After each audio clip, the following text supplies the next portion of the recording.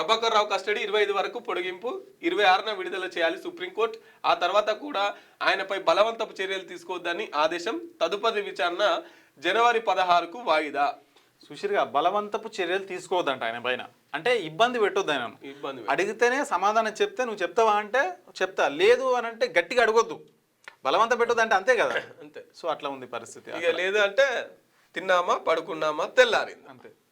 ఇప్పుడు కొత్త టీం వచ్చింది కదా, సజ్జనార్ నేతృత్వంలో కొత్త టీం వచ్చింది. ఆయన ఆల్రెడీ ఫిక్స్ అయ్యి ఏంది అంత పకడ్బందు ప్లాన్ తోనే హైదరాబాద్ అడుగు పెట్టాడు. సజ్జనార్ కాదు, సజ్జనార్కి ఇంకా మీద ఉన్న ఆఫీసర్ వచ్చినా కూడా అదేదో సినిమా డైలాగ్ ఉంటది, గుర్తు లేదు మర్చిపోయా అనేది ఒక డైలాగ్ ఉంటది, ఆ సీన్ రిపీట్ అవుతుంది ఇక్కడ.